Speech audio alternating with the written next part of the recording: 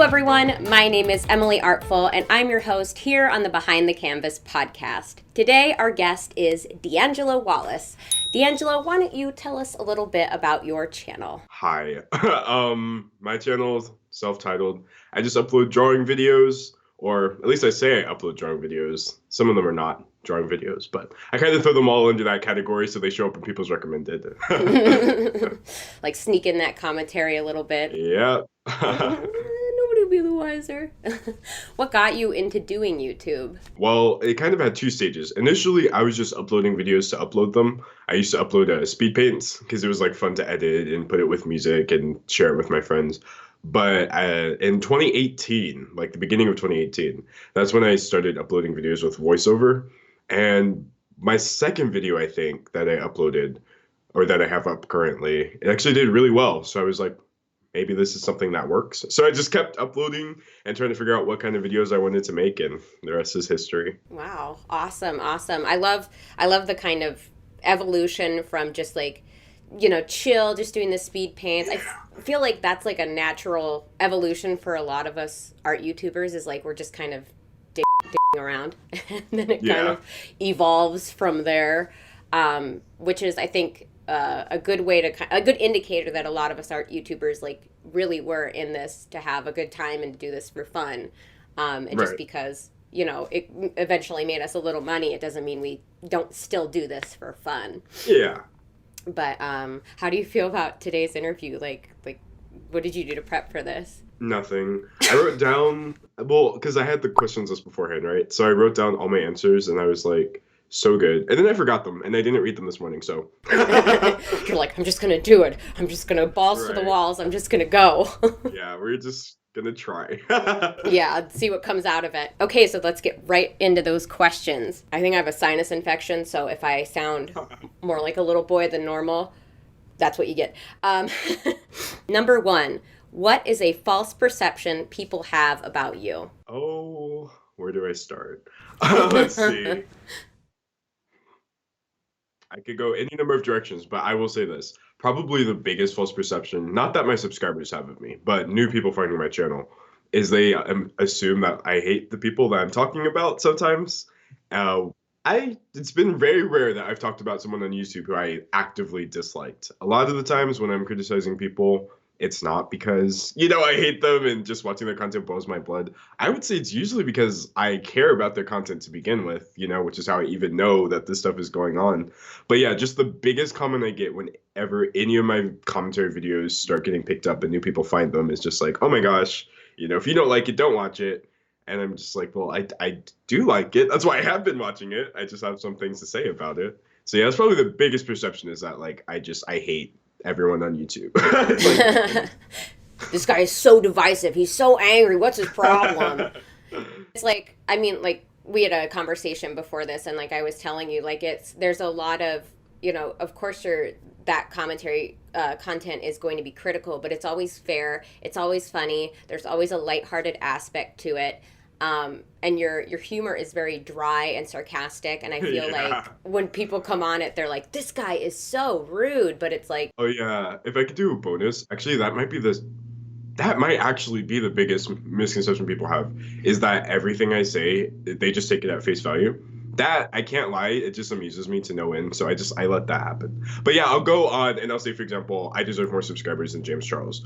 And then like half the people watching this are like, wow, you're so entitled and this, that, the other. And I'm just like, y'all, that was a joke, but that is okay. So yeah, I'd say maybe that's the biggest misconception, is that everything I say in my channel is like strictly serious. If you watch a couple of my videos, you'll start to pick up, like I have a pattern to my jokes. But yeah, I can imagine just being like a first time viewer and you're like, who is this, angry person? And why is he my recommended? Let them know that I don't like them. And two, like, YouTube has such an international audience, and I know that sarcasm doesn't exist in certain languages. So people who may speak a certain language as a first language, and then, English is their second, it's like, wait a minute, what is this? Like, because yes. Some of the things are so extreme that it has to be like, at least for me and how I interpret it. And I'm like, that was clearly a joke, and he, he's trying to be funny and kind of push Right. the line, but I think some people take it really seriously. Are there any other false perceptions, or do you think those are the main two? Those were the well, before I did my face reveal last year in I want to say September, October, a lot of people had a very different image in their head of what I look like. I could tell that from the comments I would get and from the comments I got after doing my face reveal. A lot of people were like, "Oh, I thought you were old. I thought you were this. I thought you were that." And I was just like, "No, not really."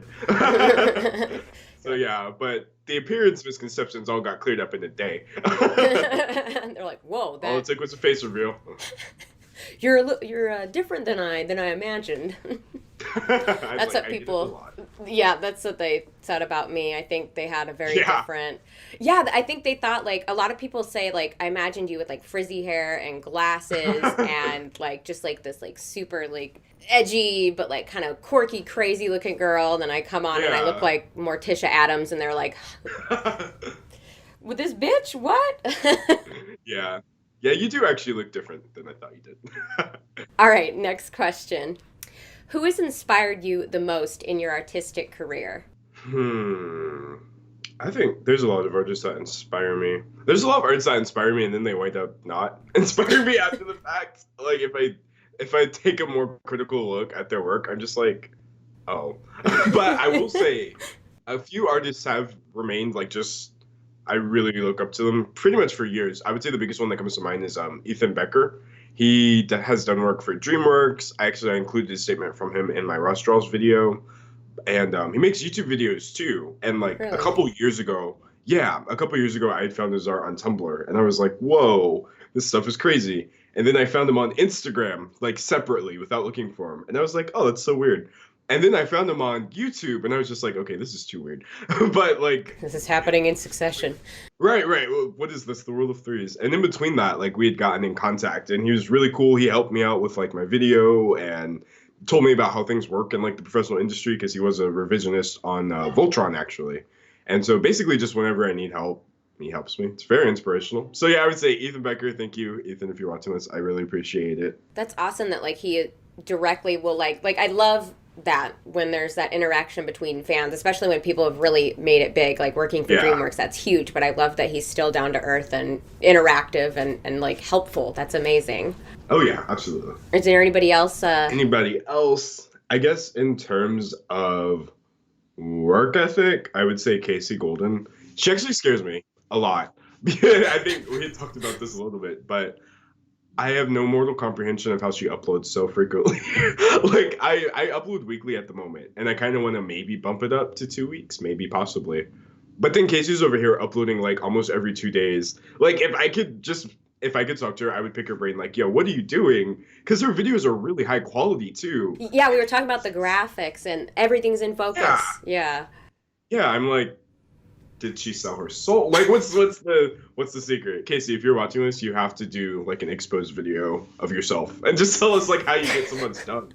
I should take this clip. Like, remember I was talking about, like, I wanted to do like H3H and take like certain clips and put them separately. Yeah, This will be the clip. Casey, if you're listening right now, like, can you tell us right. your secrets? We need a Casey Golden exposed, please. I need to know. The people are asking, and by people I mean me. I'm asking. Okay, next question. What has been the most difficult obstacle you've had to face in terms of actual artistic execution? Hmm. Oh, actually, I do know. Pardon me. Easily it was posting everything online, actually. Because around like 2016, before I had this YouTube channel, 2016, 2017, I would post everything I drew online. I would get something done and then I would post it online. And the reason I say that that's probably the biggest obstacle to like my artistic development is because you can't separate that. If you're posting every single thing you draw online, then it's literally linked with the views. I mean, the likes and the comments at all times. So if one's not performing well, you're thinking, oh, this piece isn't good. Or if one's performing really well, you're thinking, oh, this piece must be good. When in reality, it might not be good at all. So I really took stepping back and trying to separate, like, okay, social media is for my artwork. I don't need to be drawing artwork for social media. That's when I was really able to like practice. You know what I mean? I could do pieces for myself. I didn't have to upload pieces if I wasn't happy with them. And then art more so became my thing again than more so my Instagrams. But yeah, for a while there, I was really beholden to my Instagram. And it's like a mental thing too, because you don't have to be. You know, there's Yeah. nobody standing over like, hey, you better post everything you draw on Instagram or we'll delete your account. It's like, that's not how it works. But it's easy to fall into that trap because you know you have to upload frequently and this, that, the other. But yeah, I upload on Instagram a couple times a month. I've gone a month without uploading before. You know, if I draw something and I don't like it, it's not going on my Instagram. So that was really the biggest hindrance was like drawing art for social media. Yeah. It's not a good way to practice.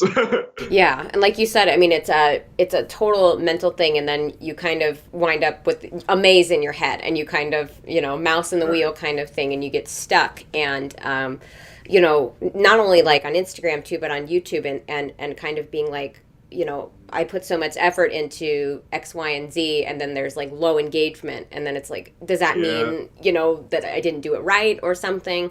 And you're right, like there is there's a social media aspect, and then there's more of like the technical aspect of, was this really truly a good thing, you know, that I made, which it very well could be. It just got low engagement because algorithm decided no, you know, and Yeah. I algorithm said no. Not today. Yeah, not today, bitch. Sorry. All right, next question. What has been the greatest driving force for you and your artwork? Definitely money. Like, I know that's like taboo or like I'm not supposed to give that answer. But the funny thing is, if you ask that, people will say, I tried to turn my artwork into a career. That just means making money. Yeah, So, yeah, exactly. right? Like, so I want to get to a point where, you know, I can draw a lot and also provide for myself and the people I need to provide for as well. So, you know, that means putting yourself out there in YouTube videos or like looking for art jobs. Because I think it's easy to say, well, I need money, so I can't draw. You know what I mean? So like you Yeah. get like a job or you just kind of like put your art on the back burner. But I say, especially in 2019, it is 2019, right? You can look for like ways to combine it. You know what I mean? Because some Yeah. people are making a killing on Patreon, and it doesn't always have to be furry porn. You know, some people are making a killing on Patreon doing what they want to do. Some people are making killing off of YouTube just from their art videos. So I think really like looking for ways I could turn it into a career, you know, get a check from it so I don't have to necessarily be a starving artist. Because I feel like that's a myth, especially in 2019. Especially in 2019. So yeah, looking for ways to monetize it, if you will, you know what I mean? It really makes me want to like, okay, how can I make this better? How can I engage people? Because there's a lot under it too, right? People hear dollar signs and they kind of check out and they're like, oh, Yeah. you don't care about what you're doing. But that's not necessarily it. You really have to get people engaged if you want them to keep coming back. So you got to keep them engaged. You got to make smart business decisions as well. You know what I mean? Yeah. Basically, just like the desire to pay my bills has resulted in a lot of ingenuity. I'll say that.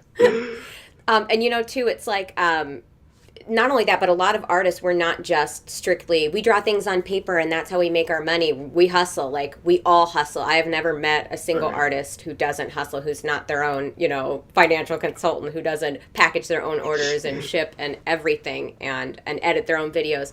It's a whole business. It's not just draw things on paper, make pretty, people buy. No. It Oh, doesn't you work that wish. way.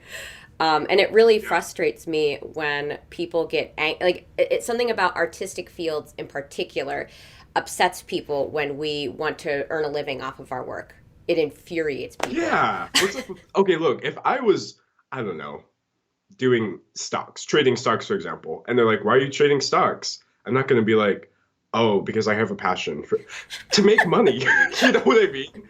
So I'm drawing in the hopes of hopefully getting consistent income from it because I really enjoy it. Like just if you enjoy something, you should look for a way to do it as much as possible. Yeah. So like pro athletes, for example, if they weren't pro athletes, you know, they would have to find a way to still practice, put in the insane amount of practice it takes, while also being able to provide for themselves. So yeah, it is like this weird disconnect that people have. If you say art and money in the same sentence, they're just like, "Oh, so you hate art?" And I'm just like, Okay.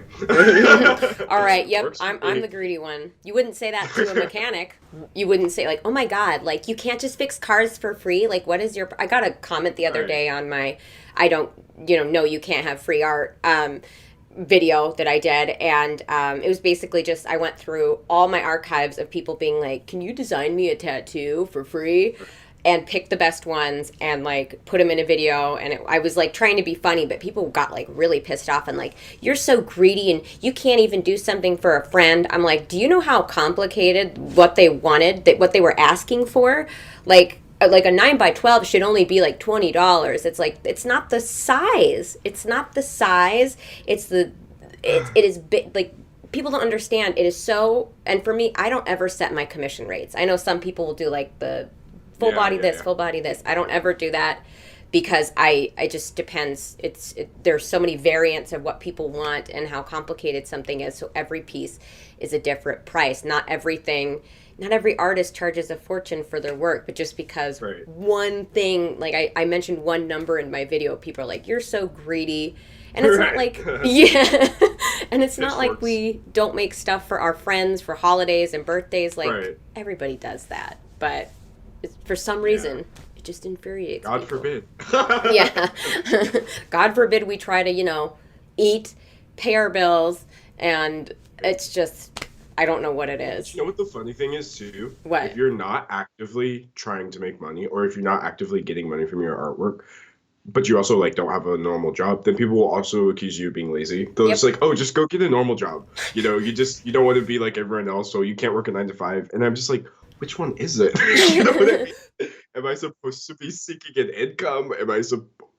Please explain to me what you want me to do. But no, I don't care what you want me to do, actually. I'm doing what I want to do. It's working out pretty well recently, so. Yeah, and if people are butthurt about it, well, then they can kiss your bag. Bye. Next question. Um, have I been numbering them thus far? I don't think I have. Oh, oh. I don't know. I lost track last time too. Number 5.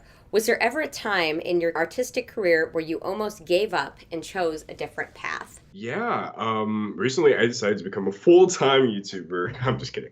It's kind of giving up in and of itself though. Like I know it sounds like I know that's like really harsh, but if I'm honest, like a lot of YouTubers maybe wanted to be, professional animators or like professional artists, but then they turned to YouTube. But then it winds up being better than it was if you had gotten that industry job. Yeah. Like for example, I know a lot of animators on YouTube. I'm sorry, I keep hearing noises and I'm just like, am I going insane? Are things actually happening? What the fuck is I know, happening? right? I'm like, is someone here? No, I know like Content. a lot of animators, for example, they're able to like get teams and fully animate their own things as opposed to having to draw like frame after frame after frame. So whereas you might not have gotten the job at Disney and it might have like sucked at first, then you like realize, hold on, YouTube actually gives me a lot more freedom. And that's exactly what it was for me. It felt like giving up in a way to just be like, okay, I'm going to stop trying to look for a studio job. You know what I mean? I'm Yeah. just going to do this YouTube thing. But then all of a sudden it was like, hold on, this is actually better because now I can draw what I want to draw. You know what I mean? Obviously, no knocking studio jobs, but it's a different skill set. You have to be Yeah. able to like work on a team and you have to be able to draw what you have to draw as opposed to necessarily what you want to. So I was sad, for a little while. I was like, man, why are there no studios where I am? Why does nobody want to hire me? Probably because I don't really draw that well. But that's besides the point. I really wanted to work in the studio probably for most of my life. But then once I really started realizing how the YouTube business model works, I was just like, wait, I should have wanted to do this because now I can like do all my interests, editing, which I went to school for, though it doesn't show, artwork, which I can do in my spare time now, and I can draw the things I want to draw. You know what I mean? If they stuck me on Fortnite, for example, I would have to draw Fortnite every day of my life for several months, and I'm just like, never mind. So yeah, actually, I kind of did like give up on my art dreams to become an art YouTuber, but then I was pleasantly surprised. I was like, this is not as bad as I thought it was. This might be better than what I was trying to do. So yeah, more of the story, give up on your dreams. You'll find something better. Give up forever. You'll be fine. Right? Something It will worked for happen. me. No, but yeah, I really did have to like say to myself, I have no idea why it's so hard to get a studio job. I even have people willing to help me too. Not to say that people in the industry, because that's the thing too. People will say, "Oh, well, you can't get in the industry because everyone there." I've had people reach out to me and offer to help me as well. It's just there's limited amounts of spots. You know what I Yeah. mean? Some of it's nepotism, some of it's nepotism. No. Yeah, some of it's nepotism too. But no, like, so yeah, it felt like a giving up process to kind of just be like, okay, fine, I'm just going to make online videos. But then it turned into, wait, never mind, this is more fun anyway. I didn't want the studio job anyway. Fine, I guess I'll put my heart and soul into this. Huh. This Right. turned out actually kind of okay. And like you were saying too, like you got you Yeah. freedom and before, like if you think about it, working, overtime and working hard at a studio job, do you really even have time at that point to come home and really truly 100% work on what you want to work on without like putting so much out extra of yourself, and that's true with I guess any job, and back when I was still doing 9 to 5s and coming home and like being exhausted but still wanting to devote myself to my creative field and my creative love. And it was hard. It was putting out more of myself than I think at that time I was willing to do. So it was like making me exhausted, which sounds Yeah. so pathetic of me. Like I came home from my job I know. came home to the shelter that I was, allowed, and ate food that I could pay for. And I like was so tired and I had to draw. It was just terrible. But it's just easier now is basically what I'm trying to say. I don't want to Yeah. complain. It's okay to be easier. There's such a stigma against ever being comfortable as an artist. It's like, oh God, you make a decent amount of money and all you're doing is drawing. You're canceled, sis. Like, Yeah, I'm like, yeah, oh, that's pathetic. you think you're better than everybody else. I'm just like, no. We just want to eat. We just want to eat, and Yes. if we can be comfortable one day, that's fine. But I would say most people who are artists on the internet, we just want to be able to sustain a living. Like that's all. We're not asking for more. Next question. How has your personal background affected your artwork? Oh, that one's pretty easy. When I was younger, I used to play a lot of video games, but I also used to read a lot of books. And so, video games, well, depending on what region they're coming from, they often have like a pretty similar style. And if you get an art book, you'll see that the styles are pretty similar among games as well. Like, Japanese video games, Western video games, this, that, the other. So I would get the art books too, and I would like, whoa, I wish I could draw like that. I would copy some of that stuff. And then as for books, when I was a bit younger than that, I would read a lot of books because I feel like they're underrated. Because obviously the books themselves are good, but some of them are still illustrated. Like you can find like a 300, 400 page book that will still have illustrations because I think people associate like book illustrations with like kid books, but that's Yeah. not necessarily always the case. There's like illustrations in older kids' book as well, not just storybooks. And some of them have really inspired me. Like I thought about it last night actually when I did write down my answers. There's this book series called Ordinary Boy, I think. It wasn't like completely out of the ordinary. Ha. Okay. But I never forgot the illustrations in this book. And then last night I even looked them up and I was like, yeah, that's right. They were as good as I remembered. It had like this really blocky style and the illustrator definitely used shapes, to convey Yeah. like mass. And I was just like, whoa. And at the time when I was younger, I was just like, wow, cool pictures. But as I got older, I was like, wow, this isn't a kid's book. So yeah, I feel like book illustrations have definitely influenced me, as well as video game. It's funny because my art doesn't look like either of those things, but trust me, the inspirations are in there. And that's the point too. Like a style is an amalgamation of all the things that you have found that have inspired you. So even though if they don't directly look like that, it doesn't mean that aren't elements in there that have greatly influenced your work. And Oh yeah. that's great. Are there any like well, I'm blanking on what I was going to say. Like a bird. Are there any like Instagram artists or anything like that who have really influenced your work as well? Any new media artists? Well, let's see. Yes, definitely.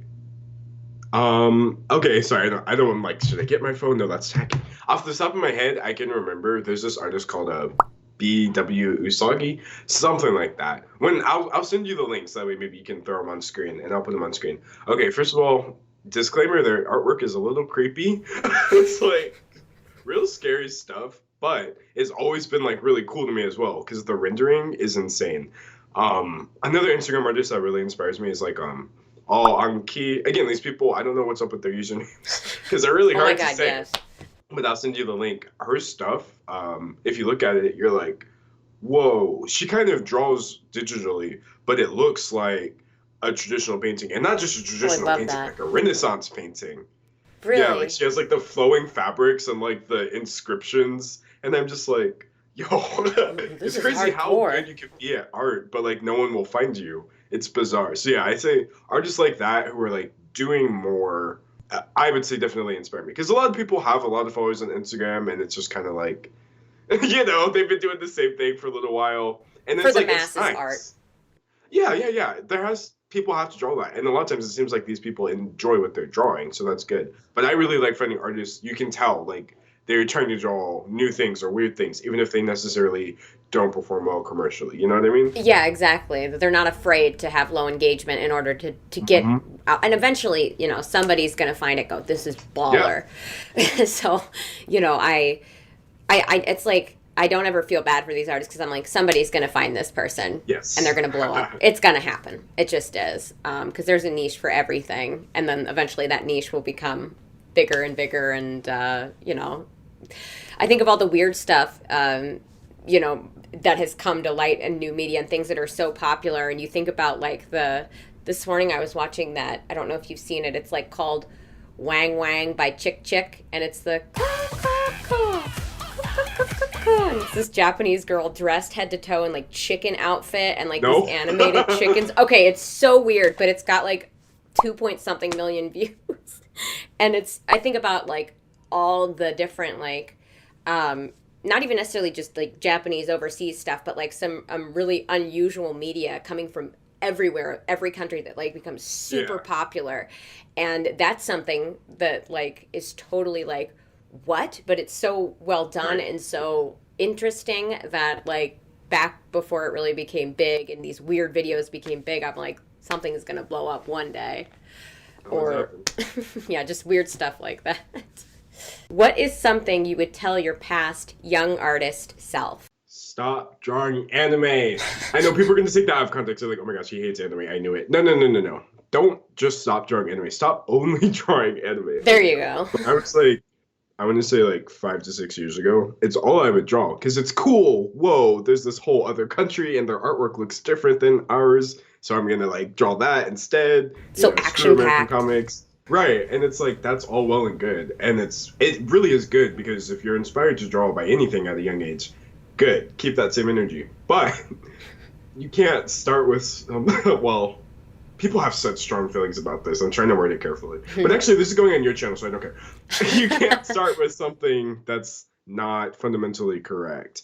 And not to say that anime isn't fundamentally correct, but it's just for aesthetic and production wise reasons, they are definitely warping things, from how they are. They'll Taking change like the anatomy shortcuts. style, the face style, and all this. So it winds up being a really marketable product because these people are geniuses and they know how to take like real things and basically run them through a filter that makes them easier to produce but still like beautiful to consume. Yes.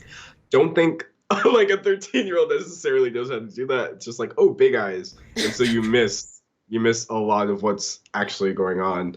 So I would say definitely if I could like break into my own room when I was like 13 years old, snatch those Chris Hart books and be like, no, you're reading Loomis at least a little bit. You know what I mean? Draw Yeah. the anime after the fact.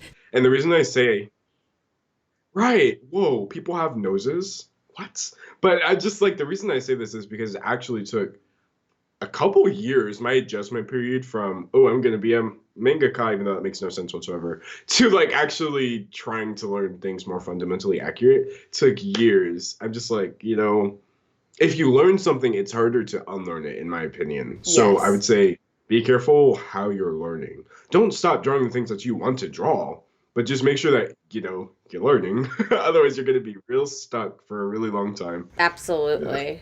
That's something I talk about a lot of the time on my channel too. About it, art is supposed to be fun, and obviously if you are not like if you are not a career artist, if you are doing it just for fun, like of course draw the things that you want to draw, but if you ever have like a twinkle or an inkling that you may become a career artist, Right. there's got to be a level of practice and anatomy. Always draw things you love, but you have to work, and people don't like hearing that. People don't like hearing you gotta practice. They just don't. And I know I didn't like hearing it as a kid. I took the advice, but it was always begrudgingly. I was always like, you know, bravo, bravo, Right. correct as Loomis heads, bravo, bravo. Like, I think people look for a magic answer. There's no like one, get the black wing pencil and everything's gonna be fine. Right. Right. It's just, and not only that, but there is also, when I get this question a lot, and I'm sure you do too, is how do you find your style? It's a lot of practice and soul searching and finding what you like. Literally the simplest answer humanly possible. At some point, you stop looking for a style. Because Yeah. I know that's like a big thing. It's like when you're younger, it's like, oh, I gotta, like, what's my art style? Everyone else around me has an art style. And so you're actively searching, like, oh, what's my art style? But after a certain point, which you might not realize, you're not even looking. Like, you don't care what your art style is. You're just drawing, and it's going to be in a certain style because you're the one drawing it. I think that's like, there's a lapse in understanding when it comes to that, because I think people, obviously they want to be unique, so they feel like, oh, I have to have this unique Yeah. style. When in reality, it's gonna look different because you drew it anyway. You know what I mean? Yeah. So I say, like, I know it's just, it's counterintuitive, but definitely don't look so hard for your art style. Look for things that you enjoy drawing at like a frequent output, and then you'll fall into your style pretty quickly. Yeah, and the style will forever be evolving and changing. What you draw in your 20s will not be the same thing you draw in your 40s. You know, it's not concrete. There will always be a piece that is unique to, you know what I mean? Like looking at the old masters, there's always bits and pieces that are recognizable throughout their phases and eras of artwork, but it's going to change, and I think people don't realize. I think, especially younger artists, not all of them, not all, but a lot of younger artists who are just really starting to figure it out and draw seriously. They're like purposely adding these really either exaggerated features or like super blushies or potato nose, and they're trying really hard to make it look different. And it's like, you don't have to do that. Your art will stand out on its own one day. It just will. All right, next question. If you could change one thing about your art career, what would it be? I would give myself a art career to begin with. No. Like, I enjoy my artwork, but I don't really think it's the greatest thing since sliced bread. If I could change one thing in my art career, I would definitely. Well, it's wish fulfillment, so I guess I can say I would definitely make it to where I was better at art. Because when I was younger, I really did spend a lot of time drawing, but I could have been more productive. You know what I mean? Yeah. Some artists are known not just for their social presence, but just because their artwork is so good. You know what I mean? Yeah. Obviously, that takes a lot of years of practice to get to that point. You can get to that point by the time you're 25. You might not get there till you're 55. It really depends on how people learn and how they process things. But there's a lot of things I know now that I didn't necessarily know 10 years ago. I definitely didn't even know 5 years ago. And so I would have myself be more mindful of the artwork itself. You know, technical proficiency, we tend to gloss over it because you're like, oh, just do what you love. And obviously that's true. I'm not going to tell you like, oh, if you're 12, you need to be technically proficient, or don't even bother posting it. But at a certain level, it doesn't hurt to start looking into, you know, why certain artists are so good versus just the sweeping statement of, oh, they're better than me. Boo-hoo. Yeah. There's a reason, you know what I mean? They didn't start off drawing really well. Even though artists will lie and act like they'll take something that's fairly recent and be like, oh my gosh, I was so bad 12 years ago. Oh, And I hate that. Or I'm the like, beginning you of the mean year. 2 years ago?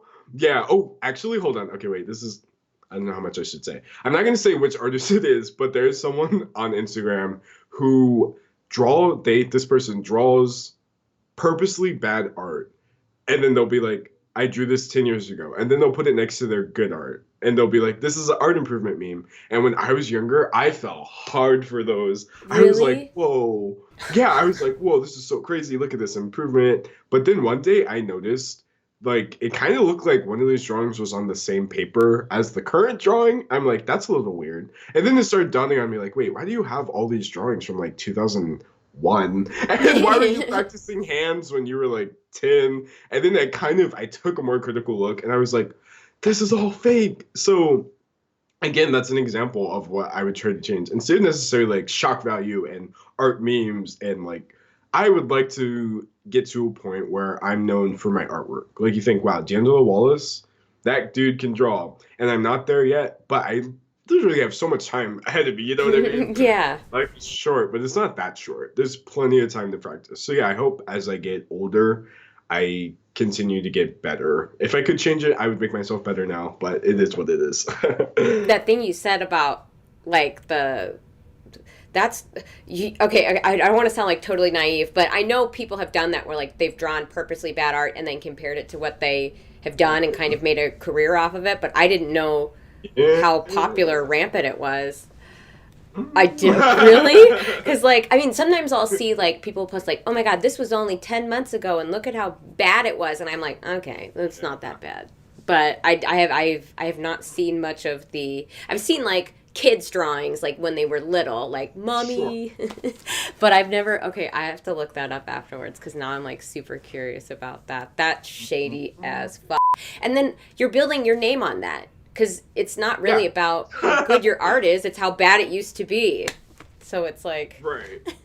It's like you're kind of inadvertently like playing yourself. It's like you're like that artist who's just so bad, and that's why people are following you. yeah, exactly. It's like, look at my old art, and Right. that blows my mind. Yeah, I'm gonna have to look into that. That's crazy. I didn't know that. I'll send you Yeah, yeah, a. please, please, please. I really want to look into that. That's so crazy. Next question. What can people take away from your artwork? Oh, okay, either nothing or something. And what I say by that is I kind of draw on like two different levels. We talked about this a little bit, but with my YouTube artwork, to me, it's not like this big thing, where like there's all this thought put into it. I know that it's pretty high production output because you have to be able Yeah. to upload a video pretty frequently, meaning you have to draw quickly. And so with my YouTube artwork, I don't know, you could just think it's nice and passing because I do portraits or I do like the little crafts I did for that terrible life hacks channel. You're so But again, cute. those are they were fun to make, but again, it was like easy. Like I bought all my art supplies one day and then the next day I just shot every drawing that I did in that video. Yeah. And it was really easy to do. So for that artwork, I would say there's nothing much there. I'm doing it for my YouTube channel. But a lot of people who are subscribed to me on YouTube don't actually know that my Instagram account, because I don't plug it. I don't really plug it. I used to, but I don't anymore. My Instagram account, it doesn't even look like what's on my YouTube channel at all. I feel like if I popped up on your Instagram and you knew me from YouTube, you'd be like, "What?" You know what I mean? Who's Because impersonating him? yeah, yeah, yeah. It's like this doesn't look like his art. I really had to separate it. So from that, I would say I hope you take something away from my Instagram art because I try to draw like narrative stuff and stories and I practice a lot.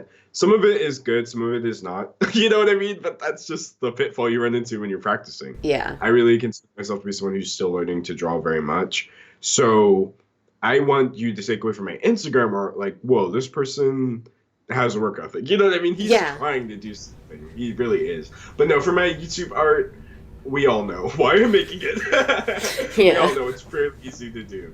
But so yeah, YouTube art, just enjoy it passively. You know what I mean? It's for entertainment purposes. Like when I did my self-portrait with the hate comments, it wasn't practice. It was like the joke. The joke of the video was, yo, I'm literally drawing this with hate comments. But versus a couple pieces from my Instagram, that's something where I really wanted to buckle down. And I'm like, okay, today I'm going to try to draw more detailed hair, or I'm going to try to draw like a narrative as opposed to just people floating around in space. I'm going to try to convey like an emotion with this artwork. And I think it was good that I did separate it because it's once they're together, you might run into some problems. It's hard to pull them apart, you know what I mean? Yeah. And I was telling you about how it's really hard for me in that sense that I'm still working on that and I'm still working on separating the personal from the YouTube art and the more serious art from the just time crunch art. But a lot of the times, like, I'll be working on something. There was a painting I did recently of a skeleton smoking like this long sliced cigarette and it was all edgy or whatever. And I was like, I'm going to make it simple. It's going to be block colors. I'll add some like sparkles at the Yeah. end. Like I'll just do some accents. And then I was going to try to kind of focus. I was originally going to use like an ink pen to just add like the details in ink. But then I just got carried away.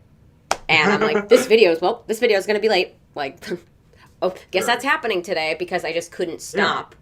And I'm like, stop. And sometimes that happens. I'll be working till the last minute because I can't stop myself. I'm just like, Yeah, stop. Because I can't yeah. separate the two. I admire that quality in you because I'm still really working on it. No, it's what helps me is I'm asking myself like, why am I drawing this? Is it for YouTube? So like for example, I guess the last post on my Instagram, I'll throw that up on screen later. But it wasn't for YouTube. You know what I mean? I drew that because I wanted to use specific colors that I had been seeing floating around, and I wanted to try like this more cross hatchy style. Well, not cross hatching, just hatching. And so I drew that for myself, and I drew it to hopefully people who see it, they're like, "Whoa, this is real pretty." But I guess, for example, the life hack crafts, I was like, "Why is I drawing that?" Clearly for YouTube, you know what I mean? So I didn't have to get bogged down in trying to make this like, "Ooh, this has to be the best thing since sliced bread." Because the thing is, people don't realize is that your subscribers are actually, I think you may have said this to Ray in your last podcast, but your subscribers are still going to be there for you no matter what. Yeah. You know, your artwork looks like. So it's like in your head, it's pretty easy to say, well, it has to be the best because you know it's for my subscribers and only the best, which obviously is a good quality. But at the same time, it doesn't necessarily have to be that good. A lot of people who subscribe to you, they want to hear you talk. You know what I mean? Yeah. They love artwork for sure. They love your artwork, but they want to hear what you have to say. They want to hear the jokes you're trying to make or the story that you're trying to tell. So once you like have that in your head, it's easier to kind of be like, this art doesn't have to be, you know, Yeah. perfect. Have to be the greatest thing since sliced bread because it's for the video and I know my audience is gonna like it. And just if you, but obviously it's good to have like that. Yo, I can't stop, can't stop. Gotta also quality with your other artwork. But yeah, it's hard. It's still hard to separate. Still hard to separate because sometimes when I'm drawing my personal artwork, I'm like, well, darn, if I'm recording this, you know, if I had Yeah. recorded this, I could have made this content and then I wouldn't have had to struggle so hard to try to edit a video this week. But you have to like force yourself. You have to be like, this is for me. Yeah. And so I'm going to respect, you know, that. I literally, I started a sketchbook because I do a lot of floral art in my free time, and I have kept it like the same way like you're kind of like separating the two things. I've kept my floral art like it's not even my real art. It's just the stuff that I do to relieve anxiety and to kind of calm down. And I'm like, okay, this sketchbook is not going to appear on YouTube. It's my sketchbook. Can't do it.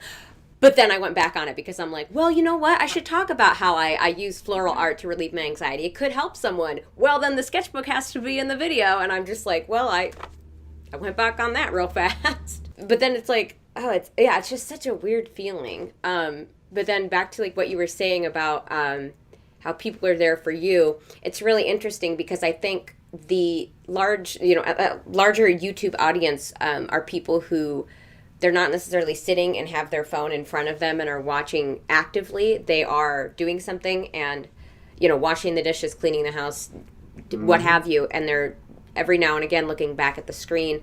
So I feel like that's why, at least at this very moment, YouTube videos of people that have bigger personalities or are commentary or, you know, art commentary are doing better than the tutorial-based YouTubers that all of 3 years ago were huge and were thriving and were getting great views. It's like it changed really quickly. And some of the art YouTubers that I watched and really loved beforehand and thought were huge, you know, I may have just as many subscribers. This sounds terrible, but if not more, just because, you know, it's changed. And it will change again one day, and the same thing will happen to me and you, and then it'll go in and out of style. But that's what I've noticed more lately, just because my content and your content is more based around, you know, we've got our personalities and, you know, how we kind of are. I already had to change, actually. I already had to make the change because back closer to last year or the beginning of last year, my videos were just a lot more visual based. Like it was just a speed paint. I wasn't really even in it, and I was not editing things into it to make it funnier. Obviously, there was like some jokes here and there, but like a few months into that, I realized, okay, for engagement's sake, it's gonna have to be a bit more about what I'm doing as opposed, because there's only so many art techniques, there's only so many speed paints that you can watch before you get the point, if you will. So you have to give people something to watch. Now that's just how it is. You have to give people something to listen to. So if that means attaching your artwork to like the story time about like your relationship, or like if that means attaching my artwork to like a commentary video about Shane Dawson. Like it just, you have to do what you have to do if you want people to watch it. Now, obviously, if you're not concerned about viewership, do what you want to do. I think a lot of people, they kind of take it out of context. They're like, oh, well, you're saying you have to do things a certain way. I'm Your AdSense check is not coming to my bank account, so you can do whatever you want to do. I'm just saying, like for me, I realize I have to make that change. I have to make better videos. I have to keep people engaged. When I upload, there has to be a reason that like at least 20-30% of my audience is like, oh, I have to watch this. What's he doing now? And if it's a speed paint or if it's like a tutorial per se, there's not really a reason to click into it as soon as it comes out. You know what I mean? Like, oh, I can watch that later, and then you never watch it later. But and you know too, like there are certain speed paint channels that I've noticed lately. What is I think it might be, I don't know because I can't tell by the hands, but I think it's a man. His name is, I think, Bao Fan.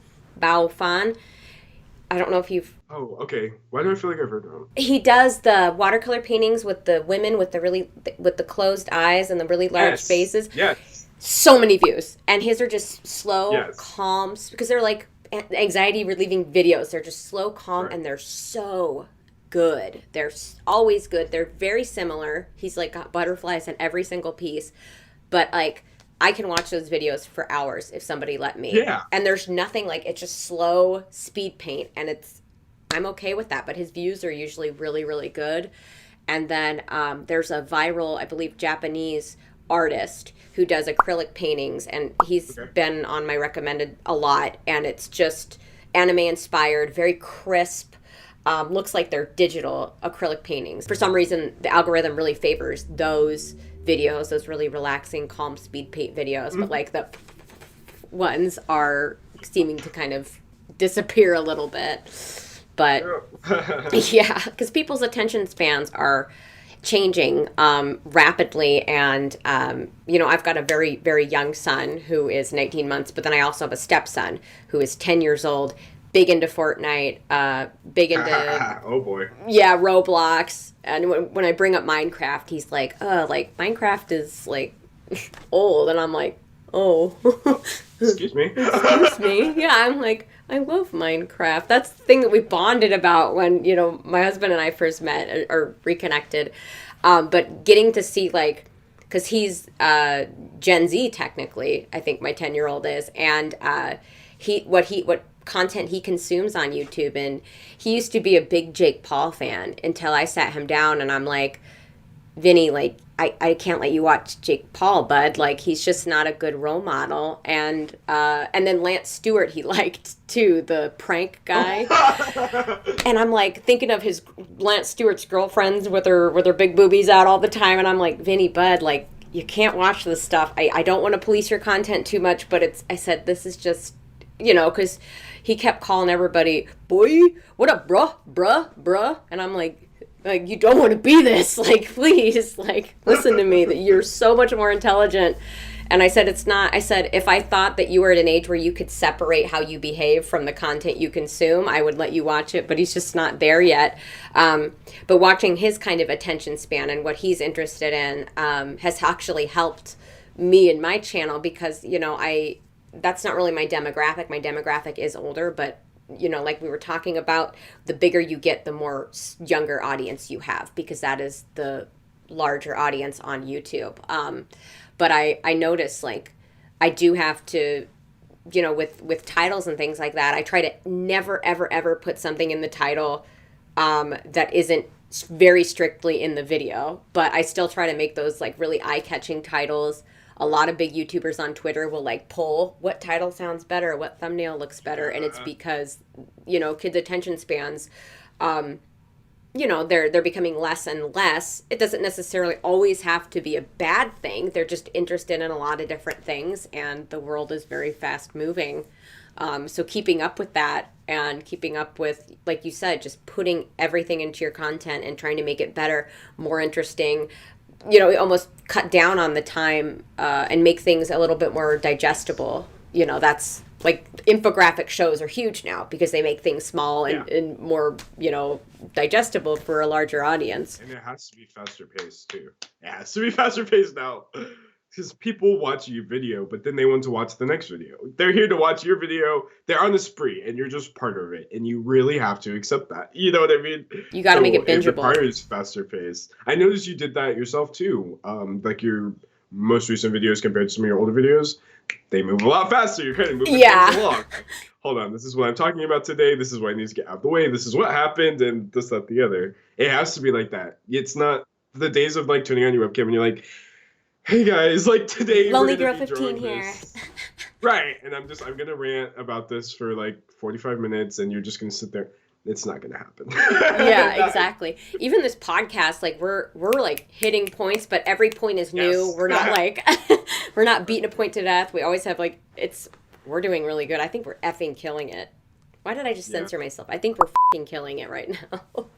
It's like, this is on your channel. The final question is, please name 3 artists, alive or dead, that you think need more attention. We'll start with me. No, I'm just kidding. No, Ethan Becker though. I know I'll stop promoting him at some No, point. that's fine. When he stops helping me, I guess. But the reason I say is I'm sure obviously he's already made it in the industry, you know, like the real art world. But his social media presence is pretty small. I want to say he has like 3,000 subscribers. But what people don't realize is this dude. Have you ever watched the JonTron video? Oh yeah. Pretty much everyone. Pretty much he's doing that, and like nobody is watching them, and I'm so angry. I'm just like, why? Like, why is nobody Really watching high it? production value This too. is the content that you were asking for, you fools. No, I'm just kidding. But no, seriously. So definitely Ethan Becker's YouTube channel. Follow that if you want like just really entertaining videos. Oh, okay. There's this Instagram artist. We're gonna go really small. There's this Instagram artist with less than 200 followers who I actually do not know, and I'm assuming, but I'm not even sure if they speak English.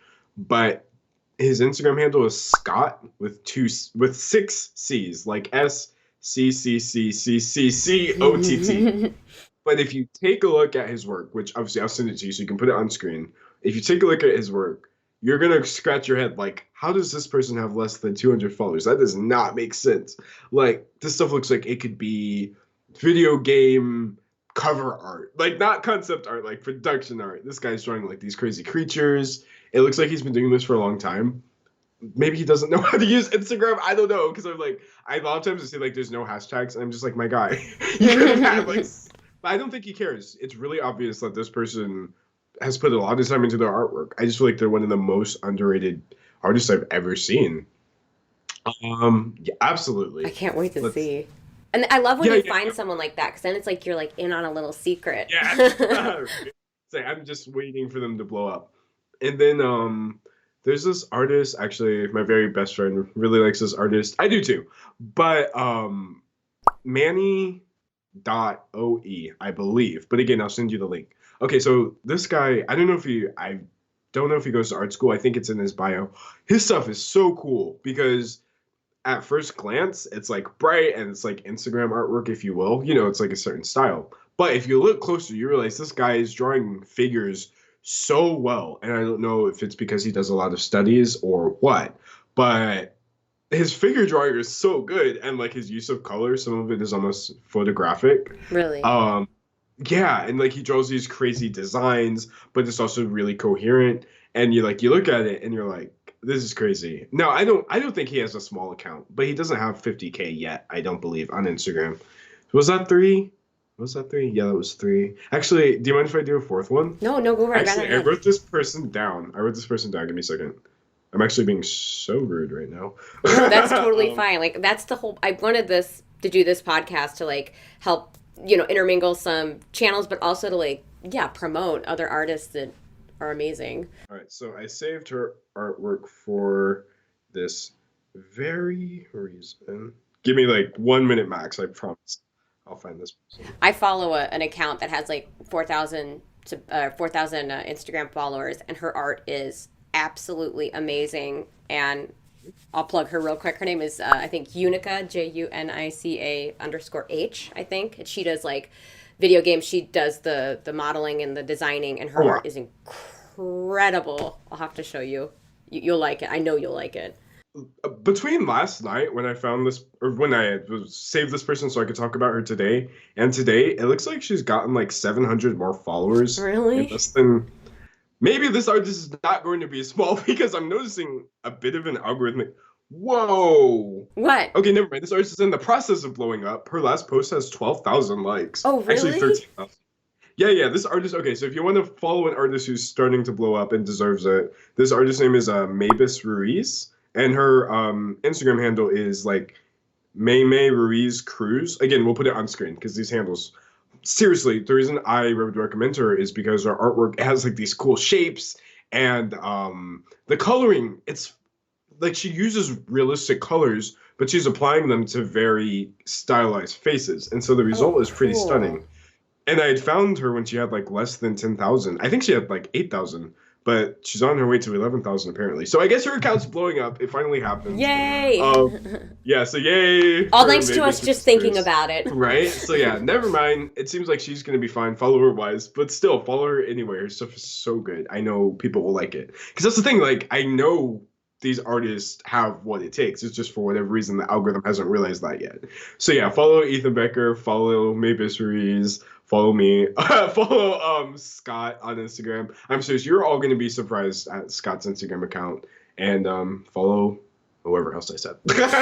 I can't wait to see Scott. Like the way you're talking about it, I'm really excited about it. Yeah, I'll make sure to put all of that up on the screen. And I'm so careful with stuff like that too because like I don't want people to think like I'm like so I put their handle everywhere. I make a sound. Yeah, yeah, yeah. That's like my thing too. Is like since I know people aren't always like directly concentrated on the video, I've got sound cues that I have actually like asked like people. I'm like, sit down. I'm going to play you a bunch of sound cues. What makes you want to go?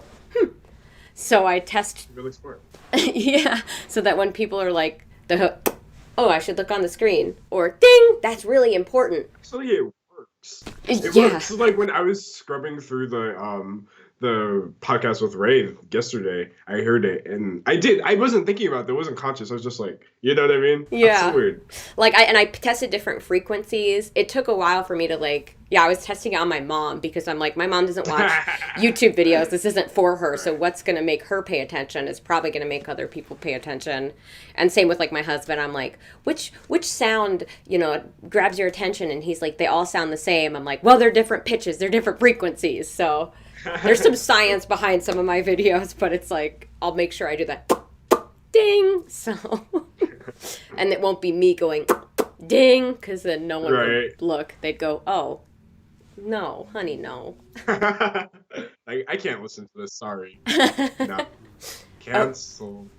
yeah, gotta have to cancel you. Oh, I'm so sorry. I'm waiting to get canceled, by the way. I'm waiting for you to get canceled. I can't wait. I know one of those rumors that are floating around will catch fire or whatever. It's just gonna happen. I don't know what this will be for me. I wonder, like, what are people going to hate so much? I have obviously made mistakes in the past, as has everyone, but I really wonder. I have like predictions, and so we're gonna see which one it is. Like, that really just I'll be the news cycle for a couple weeks. And it happens to everybody. Everybody goes through something at some point.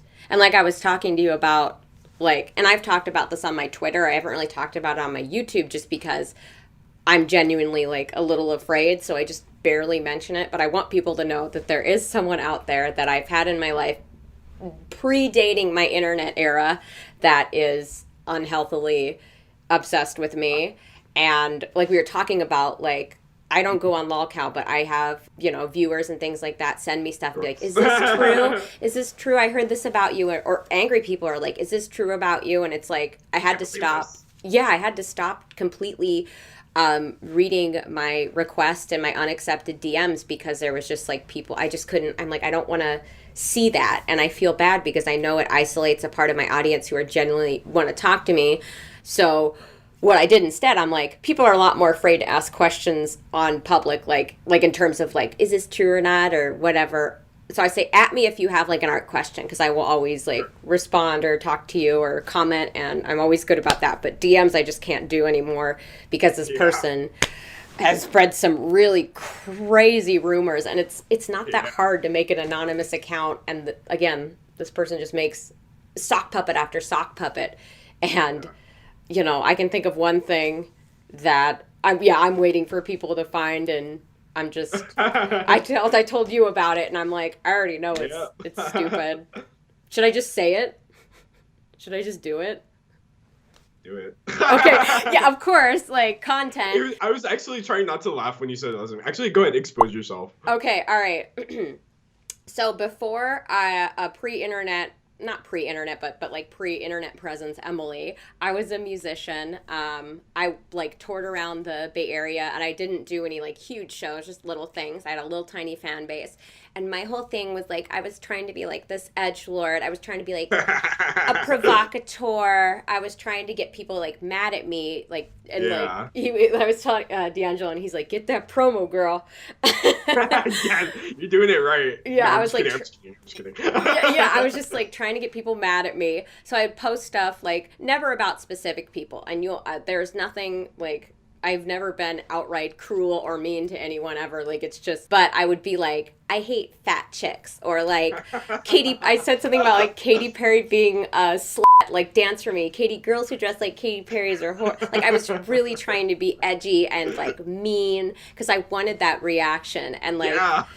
I think back to it, I was so insecure and I was actually overweight at that time. And it's like, girl, like, look in the mirror. You're unhappy and you're trying to get attention in the wrong way. And it was just a really dark time in my life. Like, like I said, like, I was doing drugs. That's not even an excuse. That's just telling you how That's what happened. stupid, like, my decision making was. And I think about that. I'm like, someone's going to find that someday.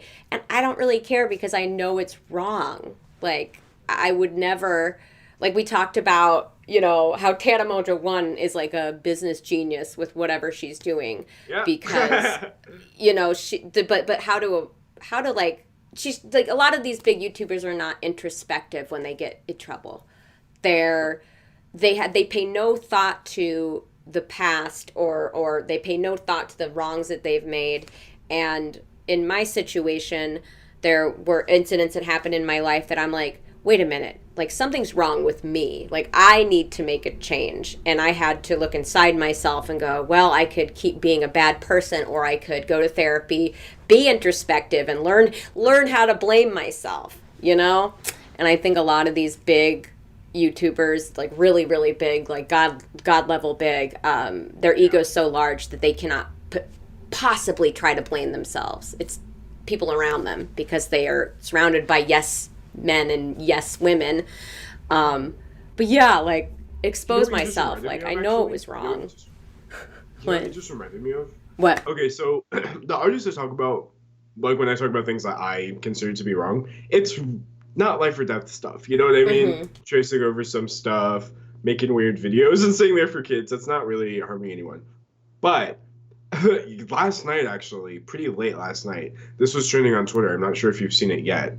This artist, I'll happily share this person's username. I don't remember off the top of my head, but basically he was making these like disparaging comments about this smaller artist, but not what you're thinking. Not like, oh, she can't draw. Like they were calling her. Actually, I'm not going to repeat it. They were just saying like these really ugly things on stream about this smaller artist. Look how broken she is. Why do people care about her? Maybe she's autistic. Look at this. Look who she's followed by. She's broken. Maybe people feel really bad for her. Maybe something's wrong with her. Like, Your friends follow her. yeah, I'm like, I mean, I know why some of them follow her, but I think she's because she's an emote artist. Like, she makes emotes. But they're not even good. She could have a nice personality. No. I didn't say any of this. Hana said this. That's her OC, right? That's the most basic ass OC. It's just a person with ears. Wow, you're so cool. Oh my god, your name is Neko? That's so kawaii. To the point where YouTubers who are not artists were commenting on this thread. Like, wow, this is really That's ugly. how you know it's Like, big. Like, have you ever heard of Ricky Berwick? Maybe? Or Leon Lush, perhaps? Oh, Leon Lush, yeah. Leon Lush had commented and said something along the lines of, hey, you're a POS for this. And it was just a tweet of this guy's art stream. It was trending. I think I saw, darn it, who else did I see? It was a lot of like really big YouTubers. And I was like, oh, man. And again, I can't even really, that's not something I would cover because the things they were saying about this person were so disparaging. But the reason I bring this up is because Right. Like, what's the point? I'm kind of just like, hey, this person said bad things. No. But like the reason you that triggered my memory is because I'm like, maybe that's an example of maybe this should come to light. You know what I mean? Yeah. And the person had apologized like the day after it went viral. Hi, my name is Joseph Chan, also known as Kuno online, and I'm here to say sorry. Right now, I'm reading off some gathered thoughts. I've tried my best to put together my own genuine thoughts in a somewhat organized manner.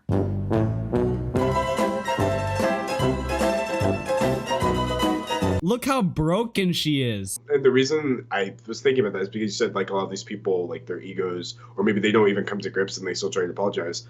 I don't think you can come to that conclusion in a day. You know what I mean? Yeah. I don't think you can look in Twitter and see that you're a Twitter moment and then be like, oh, it was wrong. And then like, you know what I mean? I feel like that's really weird. So yeah, usually when people are apologizing for things that happened in the past, I just kind of don't care. I'm not in that person's life. I don't know if they're still making this sort of, not affecting me. But so I'm never going to be the one to say, well, like, oh, your apology is invalid. Like, too bad. Because I know people do that, right? They're like, well, you can never apologize for the harm you've caused. When like the most this person has done is made some like poorly judged tweets. Yeah. But in this case, like the things they were saying about this person on stream, and this was a couple days ago, I'm like, wait, how are you going to apologize? Like you changed between yesterday and today? Exactly. I mean, that's what? It doesn't work that way. It not only that, but that's why I'm much more willing to forgive people who look in their past and something has come to light and they're like, you know what, I was wrong. I'm sorry about that. But if you're doing stuff now, like right. Like you're not like, and you're in your late 20s or early 30s, like that. Right. Are you really going to change? How much benefit of the doubt do you want me to extend to you? Because I only have so much. So yeah, seeing that yesterday, seeing probably like for the first time, and maybe the first time I've seen like an artist who's very much just an artist, pretty much get canceled by non-artists was a little trippy. I was like, wow, you know you messed up. And like all these people are joining in with their opinions. It was, whoa. And this person got their Twitch taken down. Really? I think.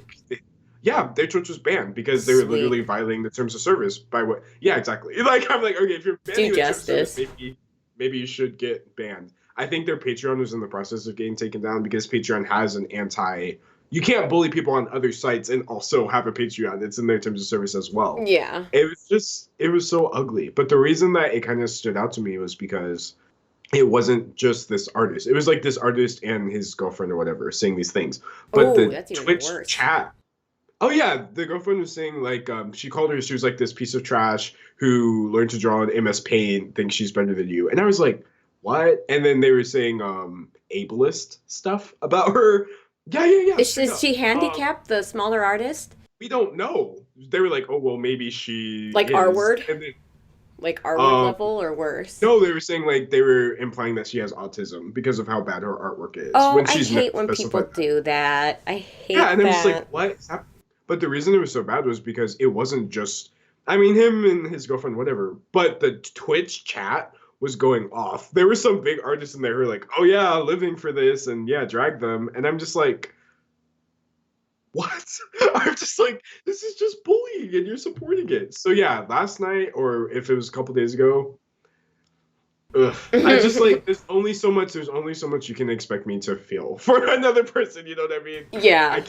I can't see the fairness. I can't see the benefit of the doubt in every situation. If you're going on stream and you and your girlfriend are going on at length about how you think this person is autistic because their artwork is not as good as yours, there's nothing to say. You know it's cruel and it's hurtful, and you know that just shows that they do that in private too. That it doesn't, not just on stream. If they're doing it comfortably on stream, can you imagine the things they're saying otherwise? I'll send you the link to that one as well. You'll see what I mean, because I'm cleaning it up a lot for your channel's sake. It was really ugly. I was just like, y'all, this is not even going on my YouTube channel. I don't want this kind of language on my YouTube channel. I'll have to add quacks or something when they say nasty stuff or something. Yeah, it's so ugly. I have a sinking feeling though that as that tweet grows more, there's probably going to be a lot of videos about that from the art community, and there's probably going to be people asking me to do it. But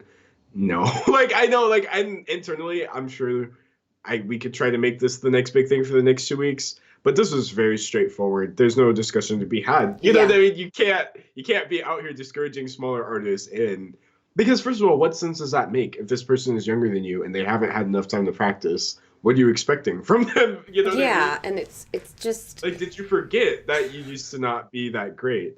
It's beyond me, right? It's beyond my channel, so yeah, I'm not really going to discuss that. But I will send you that. It just, in terms of people who maybe should be canceled, I don't know. I don't know, but maybe ding, maybe Someone this was person. to deserve to be canceled. Just Well, that's like kidding. speaking of like just straight out bullying. We were talking about the Holly Brown art scrub video, and it's like it just was so mean, and that really when I made my video defending and only like really lightly, basically just being like, let's not cancel Holly Brown over this, like let's just let this be a learning experience. But to everyone that was somehow defending, but it's true. Like I just think in that example it should be a place for growth. But then the art scrub video just tore her down to pieces, and it was cruel. And your video was critical, lighthearted, and it was also like constructively, I don't hate Holly Brown, and here's how she could improve. And it was a really great video, and it breaks my heart that it was grouped in with that other one. yeah. No, that art script video, I don't even want to say the things that they were going over because it's not appropriate stuff to discuss. Like, Yeah, it has nothing to do with her art. Like most of right, it. she's not a lifestyle vlogger. I could understand if maybe she was putting this stuff out there, but yeah, whoever made that video was scrubbing through every one of her art vlogs to just find whatever they could to drag her down. And I do think that's what people think I do. They think like I just have unlimited time in the world, and I'm like, oh, what can I find to drag this person down? It's never the case. It's just things that stand out to me that I think we could have a conversation about. If you look at the comments, people do like I can pull maybe like 300 to 1,000 comments on a good video, but if it's like one of those, it's gonna be 1K plus easily because people have something to say. Yeah. But I think that person disabled comments on the Holly Brown art script video, which says a lot. Yeah. Like if you're not willing to have a conversation, then you must know. You know what you're doing is cruel, and it's just, it can dish it out but can't take it. A very Clearly. good example. And I don't even think the person who uploaded it was a regular YouTuber. I think that was like one of the very few videos on their channel. They just wanted to be cruel, and I just don't understand that. And I think in their mind they thought they were somehow punching up, like because she's a big art YouTuber, but it's like that's not. I don't know. That's not how it works.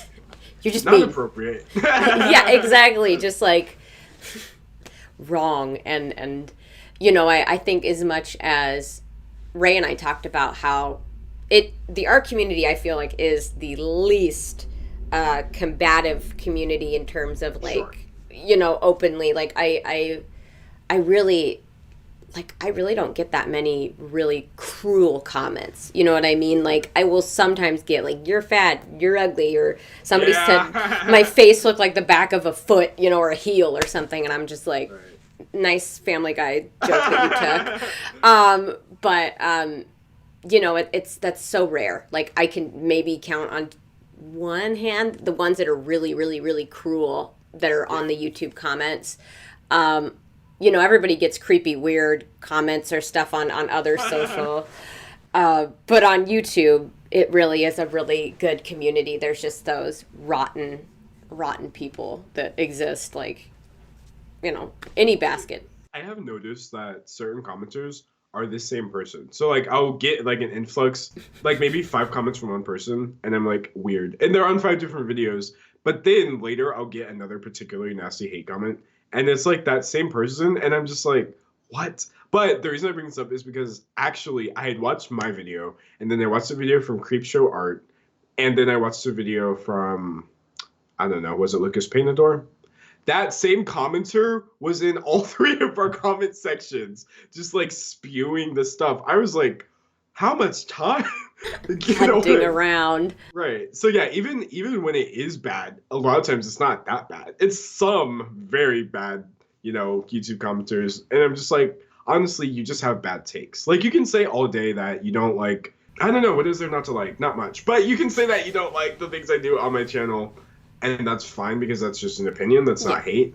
But I mean, at the point, you know the difference. Yeah, exactly. When it goes between like, and I like comments where it's like, your art sucks, it's not worth this, or your art is garbage. It's like, oh, yeah, that's gonna happen. That's fine. But then there are people who are genuinely angry and they're like spewing racist shit, at you, and it's like, okay, all right, this has gone a little too far. Like, and I'll block people who are intense like that. Like, that's not. You want to. Yeah, it's. I block people when they're constantly replying to my subscribers. Yeah, because I notice brutal. that I'll get hate sometimes, and it's like whatever. But then there's some people who will go in my comment section and harass my YouTube commenters, and I'm just like, no. Daddy like, says people no. are not going to come to my videos to get attacked.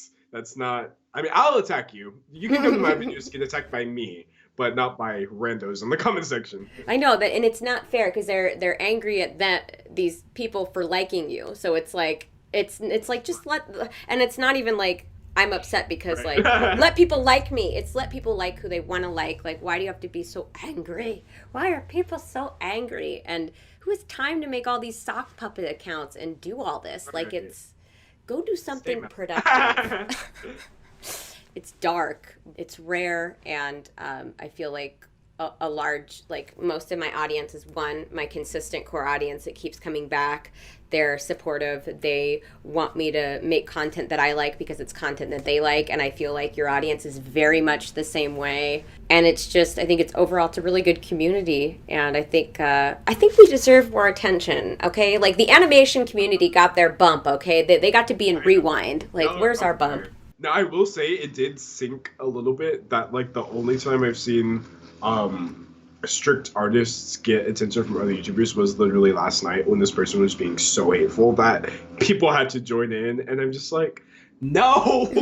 This isn't what I Give attention wanted! to the people who deserve it. I could give you 10, I could actually give you 50 YouTube channels who should be getting attention from, the algorithm and from bigger YouTubers as well. Because I think art is a niche. I'm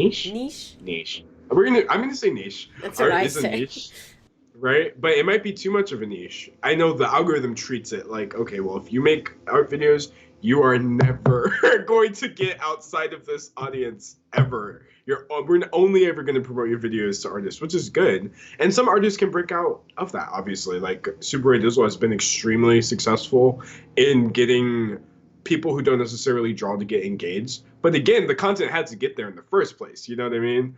Draw with Jazza is amazing at getting everybody engaged, not just artists. Yeah. But again, like get to that level. So yeah, finding that thing to where the algorithm is like, okay, maybe this isn't just for art people is like, I think a big thing that you have to learn how to do. But it's a good niche. It is. Obviously, there's good people in it and there's bad people in it. I consider myself to be pretty neutral. I don't have the best of intentions, and I don't really act like I do. I'm here to share my opinion. You're not chaotic evil. You're neutral completely. Right. Literally, I'm fine either way. Unsubscribe, subscribe. My subscribers are going to be here regardless of like what you choose to do. Absolutely. So I can't bring myself to care too much. That's why you won't really find me in the comment section pretty much ever responding to like people who don't like me, because there's like the ratio is small. The people who don't like you might be loud, but I mean, comparatively, they're just a drop in the bucket. Yeah. So yeah, I think I would have to agree. It's a good niche. It's like by no means perfect, but a lot of the people who are in the art community care about artwork and they want to see their favorite artists make it, and they want to see some really good art. So yeah, I have to agree. And like, I think the reason that we have the ratio of good to bad is because we aren't in the mainstream, and that we're not part of the big. If that happened, then I think it would change a lot more. And I try not to engage people who are really, really angry, but I will engage people who, one, have something good to tell me, like something like, this is bad, please do this differently. And I'm like, okay, well, I think I had somebody actually make me a video to teach me how to draw something a little bit better, because I was like, wait, no, would you actually do that for me? And it helped me. And they sent me a bunch of, like, I talked about this on the podcast with Ray, that they actually sent me stuff. They made a little video for me, and it really, really helped with some figure and anatomy stuff for me. And then there are people also, like, who are maybe not angry, but they're frustrated, maybe because I didn't word something correctly or something was a little bit unclear. So I'll always comment and be like, that's not what I meant. I'm sorry. That was my fault. I misworded it. That happens a lot because sometimes. Yeah, I have had to do that. I don't. What I do is I don't like respond to them per se, but I'll make a general statement. Yeah. I had to do that in. I think it was one of my. It was one of my videos, but I had basically implied that Rebecca Sugar went to Cal Arts, which is just false information. So I started getting some comments like, "Oh my gosh, you're just spreading misinfo," and I was like, "Oops." So I went back and I was like, "Okay, actually, Rebecca Sugar did not go to Cal Arts. I was not aware of that, and I'm not going to repeat that." And I think that's important too. You can't just be like, "I'm above reproach." You know what I mean? Exactly. Like, yeah. I said what I said, and that's on period. It's like that only goes so far. Otherwise, you will wind up being in next week's news cycle when you get canceled. It's just like that's how it goes. You have to have common sense when you deal with people. And there has to be some give. I did a video about my art supplies, and I was talking about negative things people said about a certain art supply on Amazon reviews, and people were interpreting that I was saying that about the product, and they were like getting upset with me, like those paints were great and you're not using them correctly. And I'm like, I just kind of, the way I worded it was just weird. So I had to come in and I was like, no. I was not talking about me. I was talking about the Amazon reviews and how they feel. And I just worded it incorrectly. And there are countless times where, and that's just something, I have a way of speaking that sometimes, like, even though a lot of my videos, sketchbook story times aside, are roughly scripted, I've got bullet points that I hit, and then I kind of script as I go, that I don't, unless they're 100% pre-scripted, they are sometimes going to, have things that I say that may overlap, and people are like, what? And I'll have to go back in. I'm like, I said one thing, but I meant another thing, or I said one thing, or sometimes I really do like have to go in and make corrections, especially to my older videos, talking about like the actual science behind the paints. I was reviewing the Winsor Newton Cotman watercolors, and I said something about them being dye-based, which wasn't true. So I had to go back in and correct that. But then they removed annotations, so now I just look like an idiot in my old videos. I know. But... Oh, that happened to me once. I forgot to credit somebody. Which obviously is like completely antithetical to everything I do. No, I didn't forget to credit them. I put the wrong username on screen, so obviously that's still not credit. So they told me, and I was like, oh no, I'll go back and fix it. But then that's when I realized that annotations were no longer a thing. No.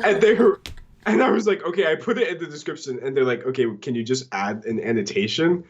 And I was like, no, I'm so sorry. So I had to take that L. I felt so bad. Thankfully, like, they didn't care. They still watch my videos, but I was like, oh no, why would you take this away? Annotations are important. They were like, great. Once you put it on YouTube, it's forever. Obviously, you can take it down, but nobody's going to do that. So it's like, man, you have to let me cover my bases. But honestly, because that's the case, I have to just be extra careful, especially when I'm talking about other people. I have to know what I'm talking about. I have to watch it myself. I can't just read a tweet and be like, oh, well, here's my opinion. I have to watch the original clips, because you can't spread misinformation. Then at that point, it is hate. It's hate if you're spreading misinformation about somebody else and you don't even care to check if it's real. You don't like that person. Yeah. I feel like, thankfully, I think a lot of the larger drama commentary channels are really good about fact checking and getting their facts right, because the smaller ones may spread misinformation, but they're the ones that aren't as popular because they don't have the receipts. And I think people are drawn to receipts too. It's like, I'm not going to watch someone talking about something for an hour if I don't have something to read or some visuals to kind of cue off of. They're like, pause the screen to read. I'm like, okay, bet. Let's go. Oh my god. Well, this has been really good. I think we have a really good flow, D'Angelo. I really do. Yeah. At first it was kind of like awkward yesterday when we were on the phone, because like I was trying to like be professional, but then I can't, so I was like f***ing this and goddamn this and I was like, how good am I going to try to make myself sound as a person? And I was just like, I'm not going to try. I'm just going to say whatever I need to say. Get it out, and I think we did pretty good, and I think, we're pretty similar behind the camera as we are on camera. I would even say you're a little bit more jubilant on camera, a little bit more, you know, I think you take it down when you're in your videos, but like when you're just chilling, like you're a little bit more, jubilant is a good word, just like a little bit more lively. Because yeah, like you've got that real dry, sarcastic humor on the videos, and yeah, it's nice in 10-minute intervals, but it's not cute when you're like talking to people. You know what I mean? So I don't turn up like the dryness and everything's a joke. But it is fun in my videos for sure. It's like an outlet, if you will. That's how the humor is, and it really works. It really works. I love your content, and I'm so happy that I got to have you on the show. And glad to be here. Yeah, but thank you so much for being on, and thank you guys so much for watching. Oh wait, we already did the anecdote thing, right? Where I basically did a lot of anecdotes. I guess I'll throw in one more. Okay. I'll throw in one more for good measure. Probably hold on. Give me like 20 seconds to formulate this one, because this one's a little weird. Basically, what I'm asking him is there anything crazy or weird or something interesting he'd like to say, or a little anecdote? So that's what I was meant, in case you haven't seen the last podcast, guys. So. Okay, I have it. Basically, there's this person. Well, when I made my video about ZHC and I shared my opinion on that, prior to making that video, months ago, ZHC had to make a response video because this random person had gone on YouTube and said all these things, which were actually false about ZHC. And it was like a really weird, heated thing. But prior to that, that person had DM'd ZHC like, hey, I really like your content. And I think it's really cool. Do you want to collab? And ZHC, I don't remember if he like didn't answer him or if he was kind of like, no, not really. And then that's when the video came out where the guy was like, oh, ZHC is, trash and this, that, the other. And I'm like, that's so weird, that flip. Well, the reason that that's weird is because after I put out my ZHC video, I get a DM from that same person like, hey, I really like your content. And I'm like, no I'm not doing this. So I took the approach of not answering, but I'm not sure if this person is taking that to heart as well, and we can expect a D'Angelo Wallace video. I'm looking out for that one because I'm like, oh no, not me too. What did I do? It's just a fucking cycle, and then he'd make a video, and then eventually someone else would make a video on you, and it. So that's why I'm just like a little worried. Probably it's funny because like I don't care about people making videos about me for the most part because I'm pretty confident in my opinions, but this person, I'm just like, oh no, they were pretty like, what are they gonna say? I am a little unhitched. What are they just gonna make up? Right. What am I gonna have to go on camera and dispute tomorrow? So yeah, it's probably just the weirdest exchange was like that, oh boy, moment where I recognized the username. I was like, this is that same person.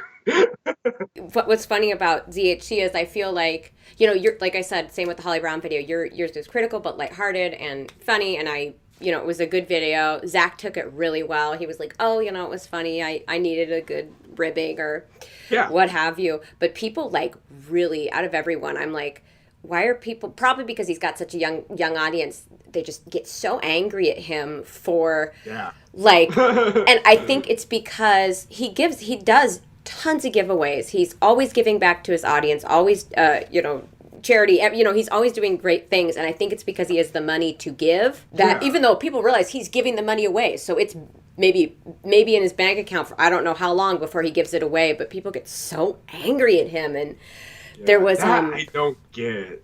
I know gives that stuff away, but people are mad at him for that. It's like and the comments you had about him, it's like, if you're going to be mad at someone, don't be mad at them for being good to their audience, and right.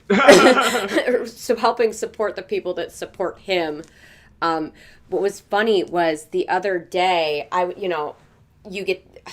still kind of new to Twitter, but I know that you can see sometimes when other people will tag people, like even if you don't follow them, like if they tag ZHC or if they tagged Ray, I can see that content. And it was this young viewer, and it was a picture of ZHC that he had taken, and this young man commented a racist anecdote that perhaps Chinese people might say. I don't want to say it, but they put that on there, and I'm just like, and Zach, in all his graciousness, because, and the same way he reacts the same way to the hate comments, it's just like, oh, okay, kind of just pretty nice about it, and he's like, oh, like LMAO, low key kind of racist, but okay. Like he was still like super chill about it, and I came in and I was like, this is like, because I don't think he wants to be angry or alienate his audience, because this when I went to this guy's Twitter, he's just constantly posted ding dong,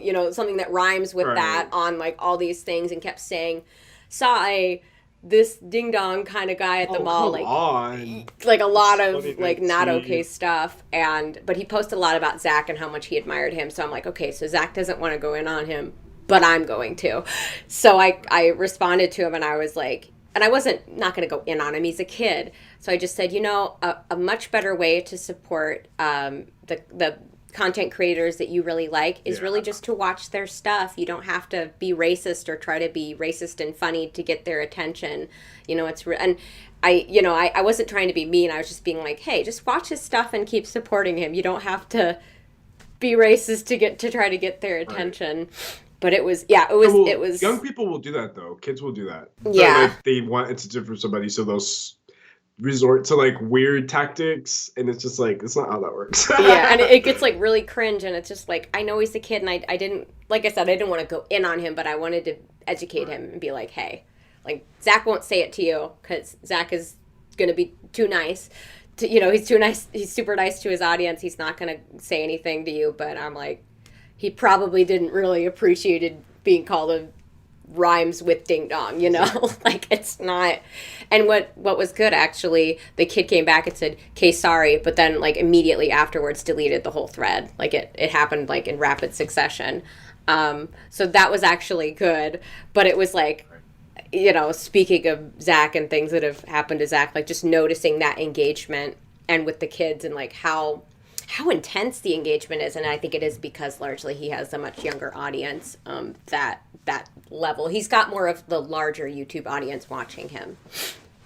And so, but that just, I thought, reminded me of that too.